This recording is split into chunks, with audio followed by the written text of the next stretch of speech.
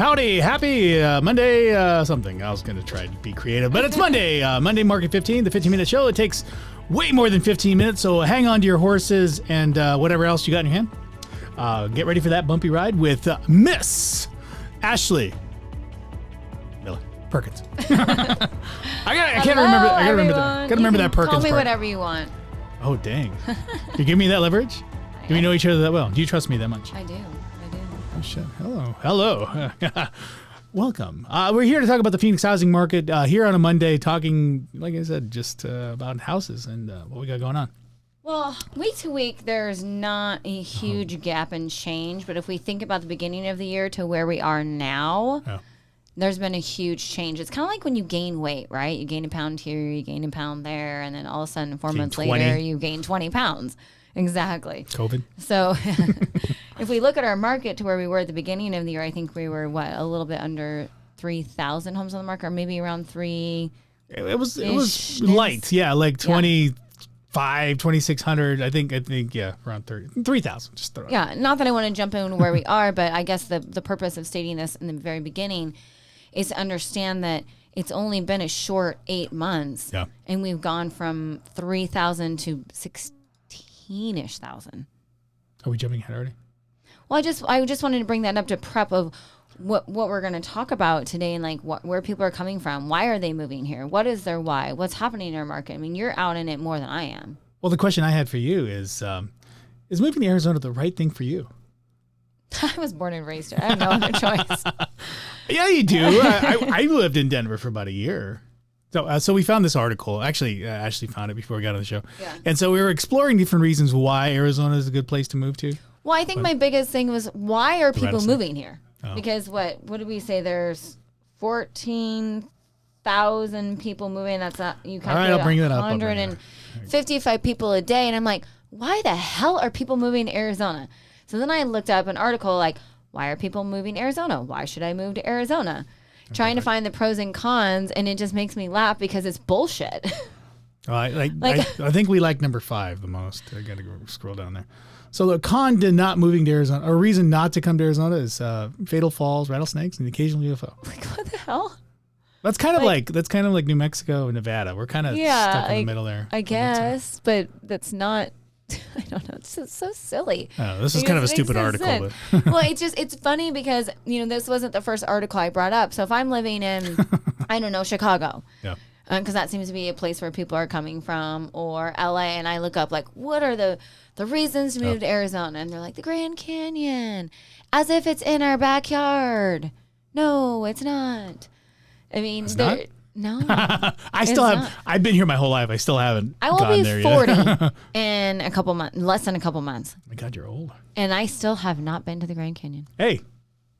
High five. Power to you. I haven't either. Because it's just something that's not convenient. It's not like it's in my backyard. I have to actually plan it and get in my car. I have to drive there, and it's like a whole process. So people are moving here for things like that. It's asinine. Like, let's talk about the real shit that's happening out here. Like, you're not going to get, I think one of the articles said you're going to get a 2-bedroom, you can rent it for $1,000 a month, and a 1-bedroom for less than $800. Where are they moving to, Robert? You're hitting every topic. No, because we're talking about today. I'm on fire right now because I think all these slides this is like garbage. Like, this is not real. All the stuff that these people are posting is not reality of what it's like to live here in Arizona. So now they're coming, these 155 people a day. Where the hell are they living? So Ashley is basically surmised our whole show today. I guess we can end things because we already talked about everything. No, but let me start with the first slide. May I? So every sign is pointing to a stable housing valley market. Mm-hmm. Do you see that? Do you see that, Miss? With the things that you got going on, because you not only work with title, but you also work kind of investment side too, right? Yeah, for sure. And it is stabilizing, and that's a wonderful feeling to have.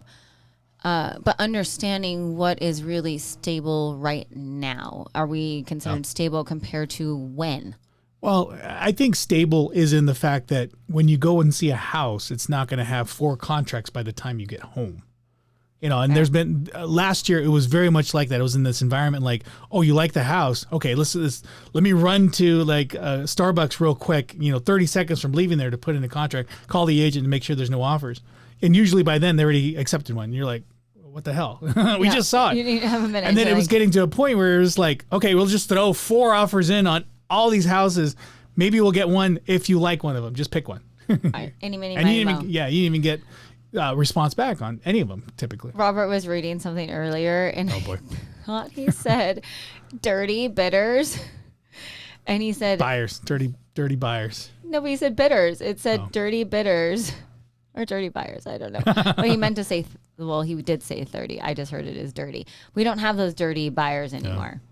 We have real buyers. Ashley likes to get dirty, but we won't talk about that. I am very dirty right now. I'm like wearing a ball cap and She's definitely taking liberties today. yes, I am indeed. So the housing market is stabilizing a little bit. As you can see, there's a couple different numbers that we refer to.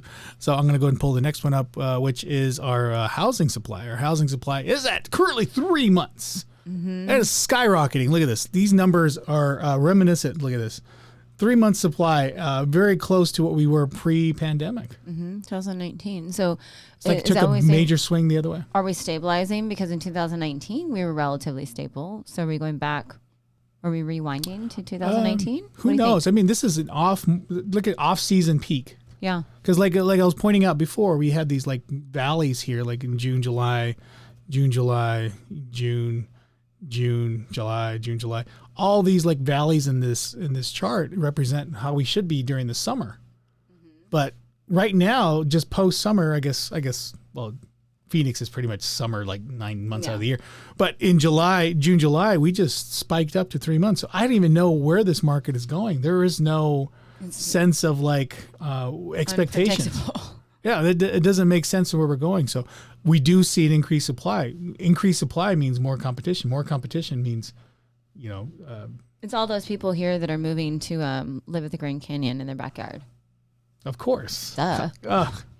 If you guys couldn't see that coming, I mean, come on. Oh, yeah. Some of those things in that article was like, traffic is great. I'm like, I guess if you're coming from LA, which, 23% of our buyers are coming from LA. So what's 155 times 23%? I don't know. Let me get to But that. I'm getting there. I mean- It's like we're 5 slides ahead.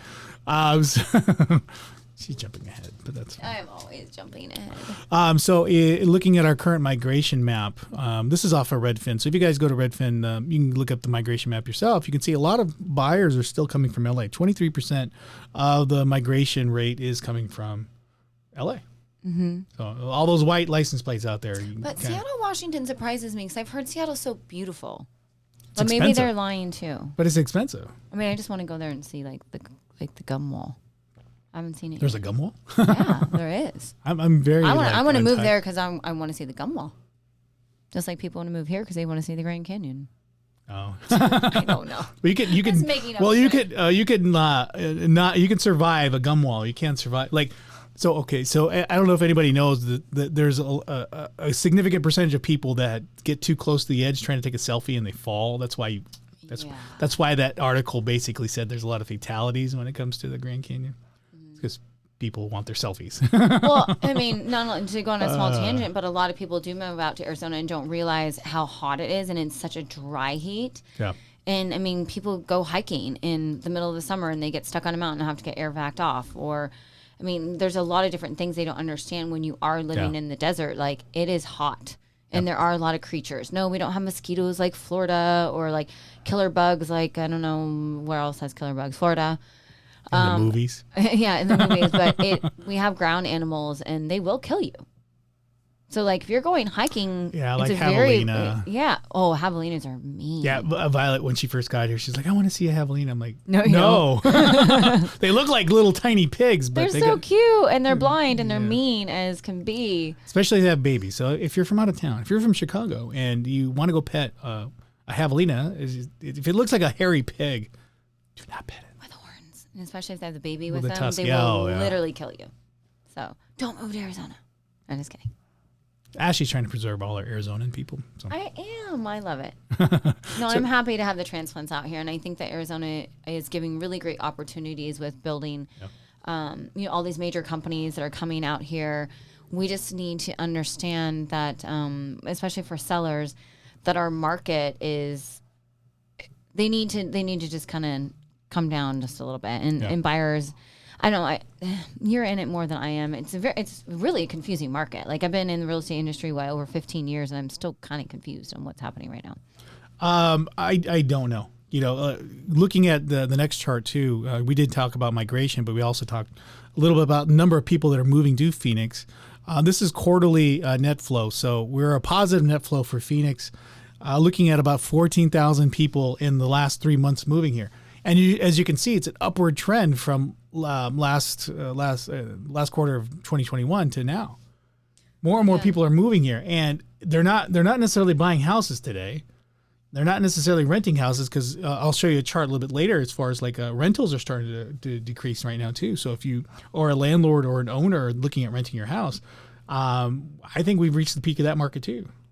However, where are they going? And so like if anybody's noticed, there's a lot of multifamily being created everywhere in the valley.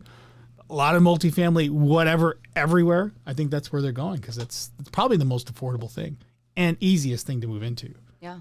Because usually with a house, a lot of landlords tend to be very picky, credit score wise, where apartment complexes will take about just anybody. Right. And there's less maintenance. I mean, that's a big thing too. Yeah. Like I know our neighbors are renters. Yeah. And man, oh man, I think I've talked about this before, but her weeds are taller than her wall. And the landlord doesn't pay for that. She has to come out of her own pocket. Well, if she doesn't have the funds to do that, I mean, I don't know her financial situation by any means, but who's going to maintain it? She doesn't have the funds or the time.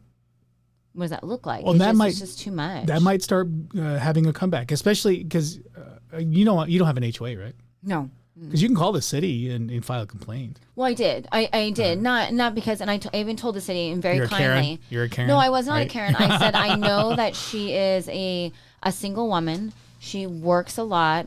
I know that her and her boyfriend broke up because I saw him pack his bags and leave, and she's by herself. Is she cute? She's very pretty, but she's way too young for you. And you're married. But the city actually came out and they helped her. They did. They came out and helped her do it. Yeah. And I thought that was so kind of them. But point is that, yes, the multifamily apartment complexes, things that are simple, small townhomes, condos, it's the low maintenance. Yeah, there's less to take care of. And when it comes to families, I think they want room and space.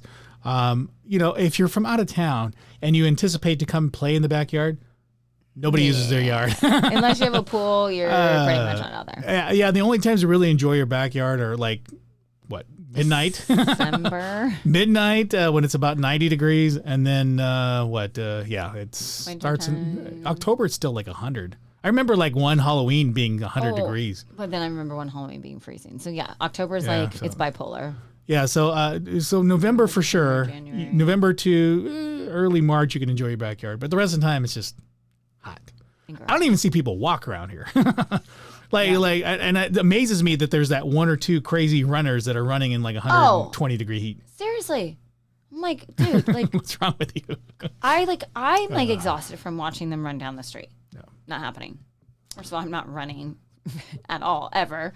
But running in the heat, that just sounds miserable. And they purposely do it. They purposely torture themselves. To what end? I don't know. That's why I work out at the gym, not outside. You work out? I'm just kidding. I started. I kicked it back up. You said with Jim. I don't know. It was funny. I thought you said with, but you said at, and yeah. Ooh, so there's that. Awkward silence. Anyway, so looking at rentals. So like I said, the right now, if you're moving into Arizona, the rental average or median, I should say, is about $2,100, and that's for a single family home.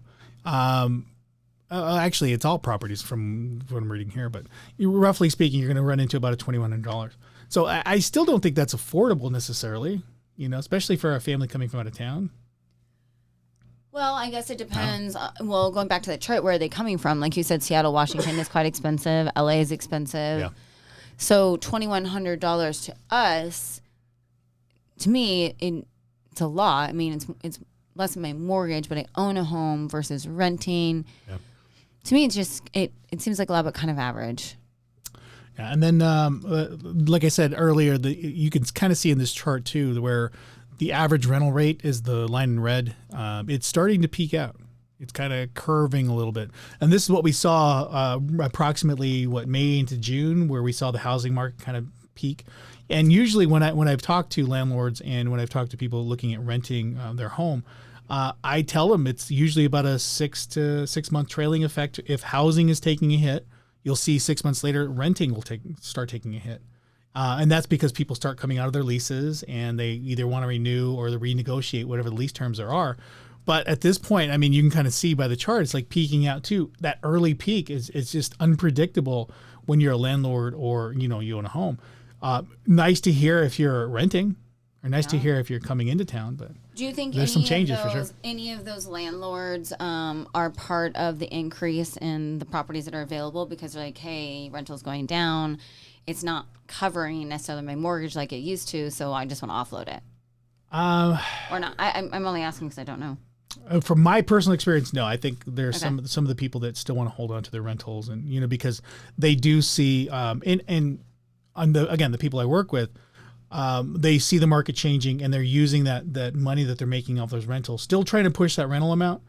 They're using it as supplemental income because they're not, they're concerned about their own job or they're concerned about the way the market's changing. So it's at least a supplemental income. I rent out a home as well, and so luckily my mortgage on that home is fairly light in compared to what the rental rates are. But I can take a hit if I need to lower the rental rate. Okay. Whereas some people, if they just bought a house last year, for instance, to rent it out, they may be hurting a little bit, so they may be a little bit more motivated to sell. Which brings me up to my next point. Yes. So we're having some spiking in our system a little bit. People are concerned about selling their house, and I came across this article today, but this article was published about 2 weeks ago. Google searches are on the rise. Sell my home fast spiked 2,700% in one day. When it says sell my home fast, so Google search, sell my home fast, that would be, you're a Google searcher. Zillow, that would be Open Door, OfferUp.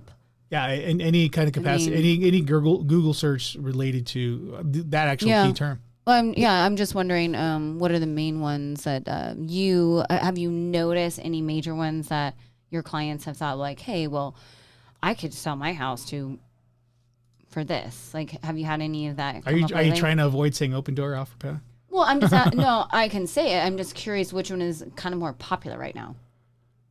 I would say the one that gets the most exposure is Open Door. Yeah. And they basically, I would say about a year ago, offering well over, 50, 60, 70,000 well over comps to gain a property. At this point now, they're about 60,000 below. Mm-hmm. So the fee that they're taking on their properties, I saw one recently as a contract. The fee they were taking on it was like 7%.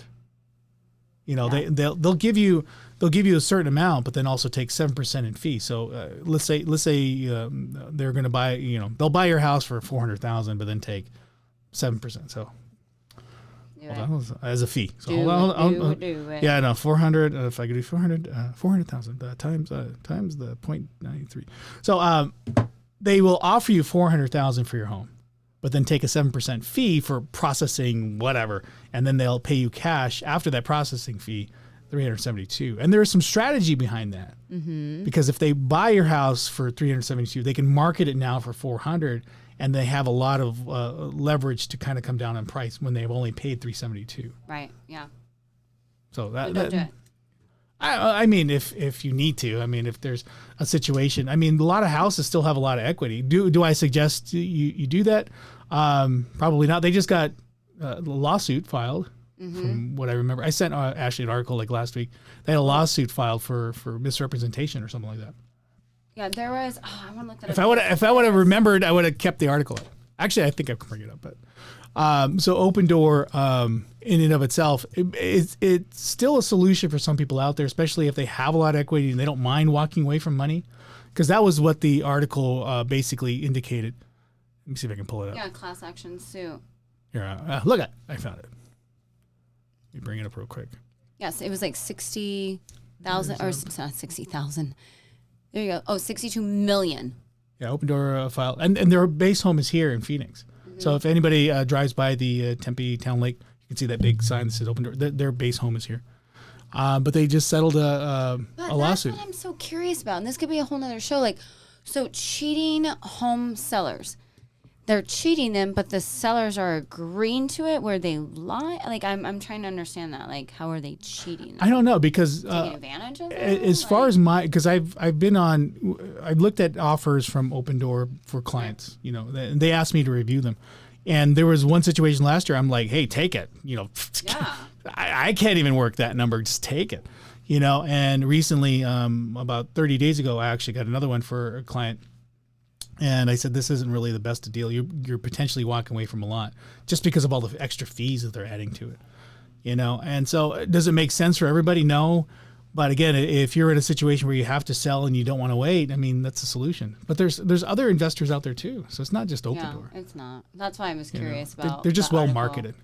They are. Like 72 Soul too. Isn't I that swear, She it was holding it literally was in my brain, and you pulled it straight out of my mouth. Like, you pulled it straight from my brain out of my mouth. Like, and you said this has happened before. it has. But I don't know how they do it either. They're great marketing. They're on every billboard off the I-17, off the 10. I mean, Well, look at their marketing. So if you go to so I actually explored this. So because I had somebody interested in looking and exploring 72 Sold. It was a listing that I had, and you know, with this market changing so abruptly, it was like, hey, can we reach out to 72 Sold, see if they'll buy our house or make us an offer like Open Door did?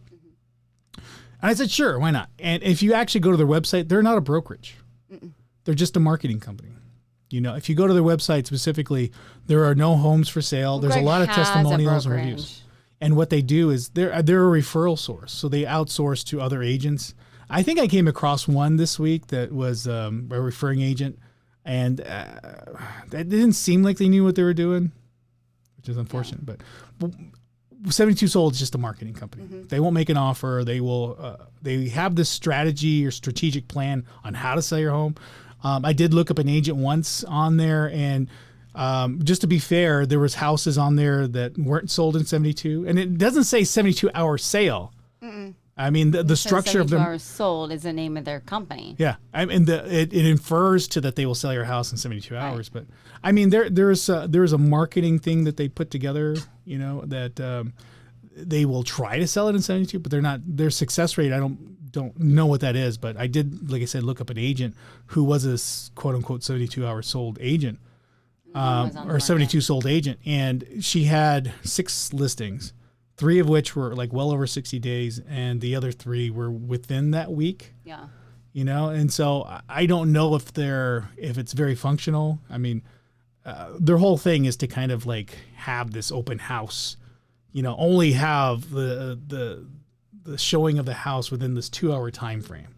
And the idea is like, hey, let's shove a bunch of people in this room together, like overlap the appointments so that they look at each other and be like, hey, I want this house. No, no. Oh, I'm gonna offer more. They're gonna buy it? No.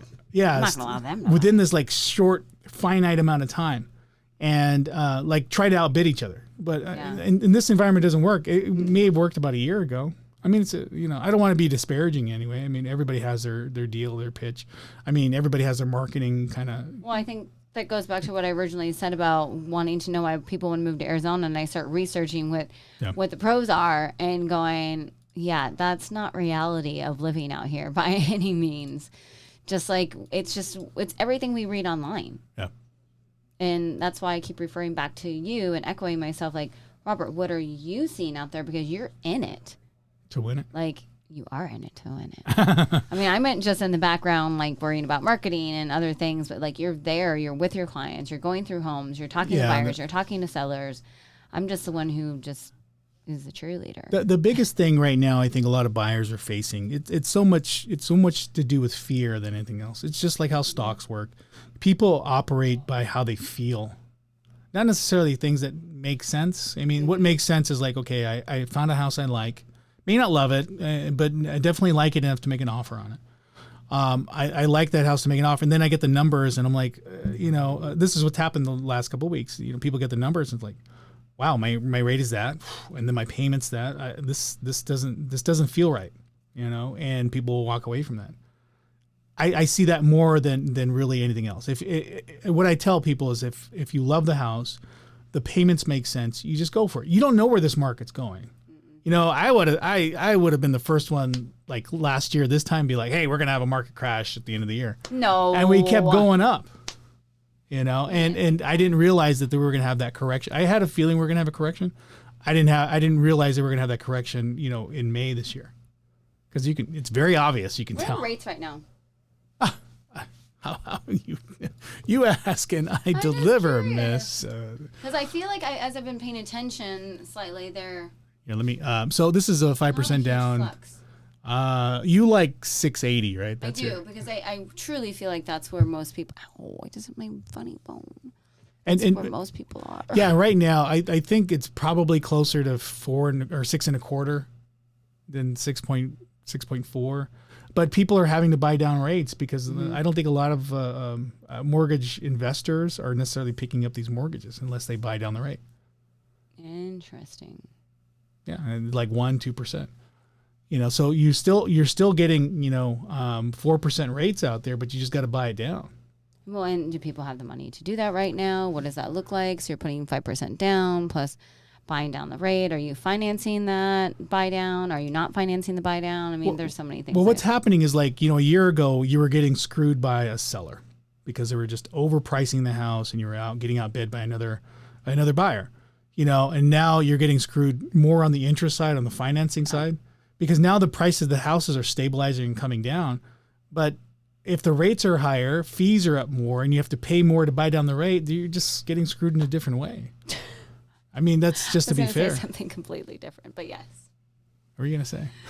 You're damned if you do, you're damned if you don't. That's not what I was going to say. But. Yeah, and this market is not serving for buyers still. It's serving for buyers for like, hey, I want to buy a house. I want to find something, I want to move into. If you're pressured that way, is renting an option? Still maybe. I don't know. It depends on your situation, but definitely some more flexibility. If you love a house and you're like, oh, this is the one, you don't feel that pressure to be like, oh, I have to get in there today. I have less than an hour to get that offer in. You don't have that anymore. You can actually sit back and like, oh, let me think about this for a day. It's kind of nice, I don't feel that pressure anymore to have to run home on a Sunday afternoon and cancel all my plans just to write an offer. You mentioned though a few buyers are kind of getting that fear, wanting to like back out or questioning themselves after they submit an offer. Yeah, that's just everywhere. You see it in the news. Every article that we've been pulling up lately has been like, oh, the market's crashing or something's happening, recession. There's something. There's generating a lot of fear, and I think there's ulterior motives. I mean, that's the conspiracy side of me, is that there's ulterior motives from other entities out there trying to manipulate the market. But that's kind of like, it doesn't matter when you enter any market. It's going to happen. Somebody's interest is always going to kind of play into that. Hi. Hi. But it is really the fear that's driving everybody right now into this and being hesitant about this market. That's really what it comes down to. I think buyers should just keep buying and sellers should just keep selling. And I know that sounds like so lame and cliche, but the only way to keep us sustainable is to continuously buy and sell and stop worrying about like the fear of missing out or am I making the right decision? Like trust your intuition and just go with it. And sellers have to understand like they're going to have to back down a little. Yeah. And if your agent is really, truly invested in who you are and where you're at in your life, they're going to be okay with you canceling. Because I think that's kind of the more prominent thing is like, man, I finally got a house, but these numbers don't make sense. Yeah. It's still kind of the thing. If it doesn't make sense to you, then you just back away and it's okay. Just make sure you do it within time frames because you don't want to get screwed. There are some time frames. Yeah. You want to close out an inspection period. Do not go crazy. But what have you learned today, Miss? Oh, gosh. I have learned that the internet is full of BS. And why people should move to Arizona. The Grand Canyon is not in our backyard, and a rattlesnake can definitely freaking kill you. And do not take selfies on a cliff because you will die. And I'm pretty sure there is no UFOs, but hey. We're the center of one UFO conspiracy. But anyway, Rob Morales, Blah, blah, blah. Monday Market 15. Oh, let me do that again. That was funny. Hold on. Oh, yeah. Rob Morales, Monday Market 15, RCO Network, here with Ashley Miller Perkins all day long and forevermore. Thank you, Miss, for coming in. And, I appreciate it. We'll see you and you next Monday. We'll see you.